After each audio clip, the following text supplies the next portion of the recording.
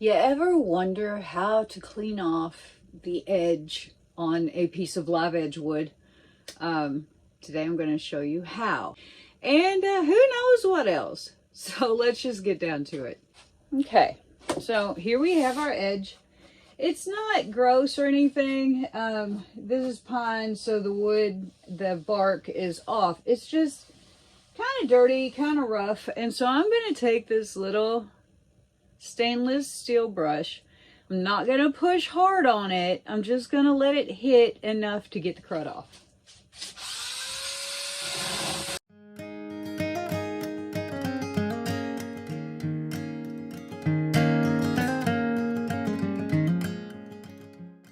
And that's pretty much what there is to that. Then you just brush it off. And you can go ahead and do whatever you're going to do next to it. I've got a couple of things to do, and I will get back with you about that in a few minutes. Okay, so I have all the inlay done on the top. Did a bunch off camera because I know it's not very exciting to watch. And, you know, who wants to sit around and watch somebody stick stones in a hole? So I have a place here. And a place here. That's not really a place. A place here. And maybe a place here. And that's it.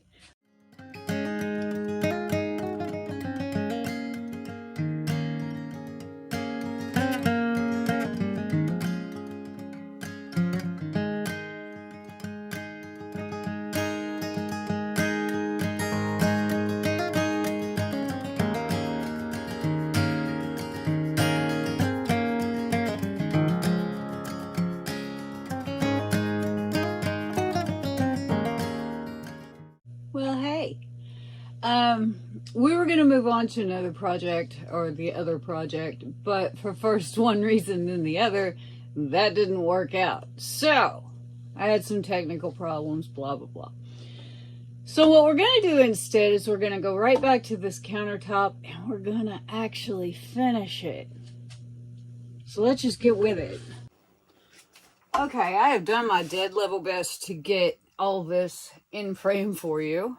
What I'm using today is the Varathane Ultimate Polyurethane. It's water-based, it's interior, and I have put some off in this little cup just because it's so much easier to handle.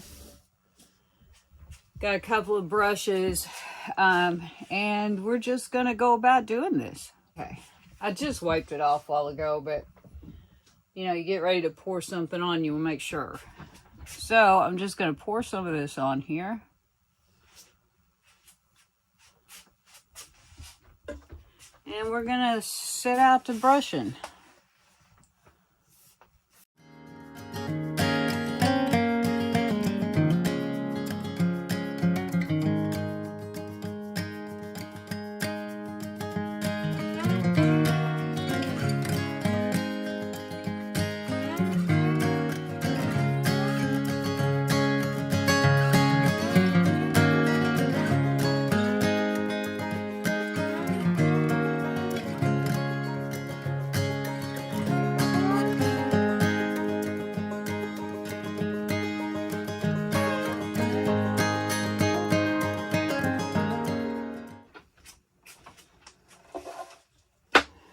And now we have our second coat. I'm going to put several coats on here, so I'm not going to make you watch all of them.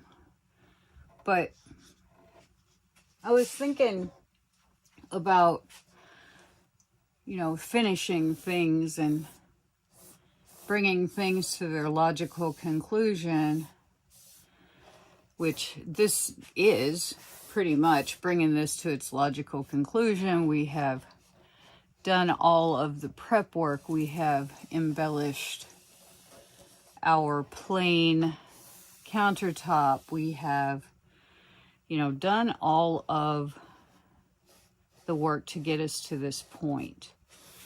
And I thought about, you know, how that works sort of just with everyday life, and how,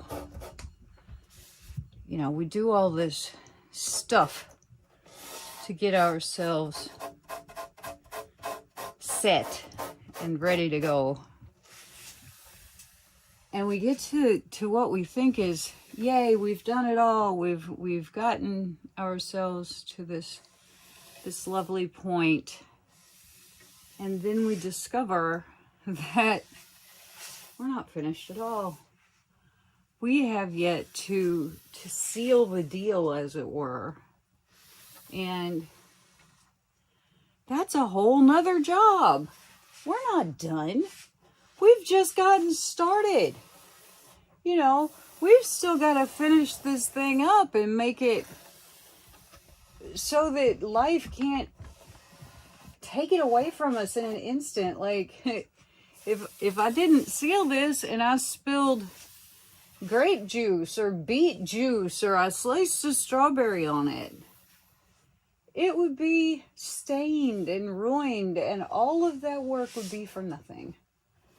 So how do we start our work, and how do we finish it? How does this all come to some sort of logical conclusion? Are we ever done? Because even when I do, even if I did, 400 coats of this, God forbid, but even if I did 400 coats of this, and then I used it for a while,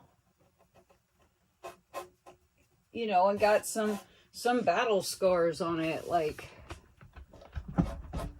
cut vegetables on it and scratched through this coating surface, which will happen. How do I then go about repairing it? How do we repair what we thought we were done with? How does that happen? Well, in terms of this project, I would have to sand it down again, and more than likely, because I have damaged the wood, I'm going to have to sand it down really well, and then I'm going to have to probably stain it because of various nicks and things. And then I'm going to have to go through this whole finishing process again. And is that a pain in the butt? Can be. But it can also change the project. It's going to change the color. It's going to change everything. Is that bad? Not unless you want it to be. I mean, that can be very good. That can be a very good thing. Change is not always bad. It can feel pretty bad at the time, but it's not always bad. It can be positive.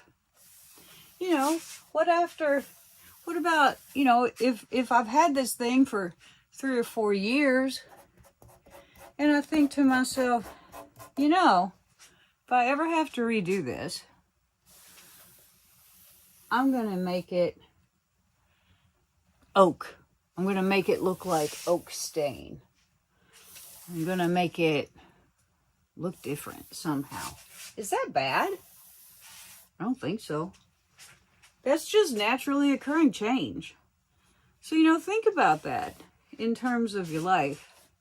Is it bad to change? Is it bad even if you really don't want to change, but you find that you have to? For whatever reason. Mental health reasons, just life reasons. So, give that a thought today as you go through your day. Is change always bad?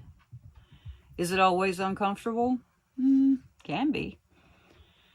So give that a thought as you go through your day. And I think we're going to have to wrap this one up now. And I will see you guys next week.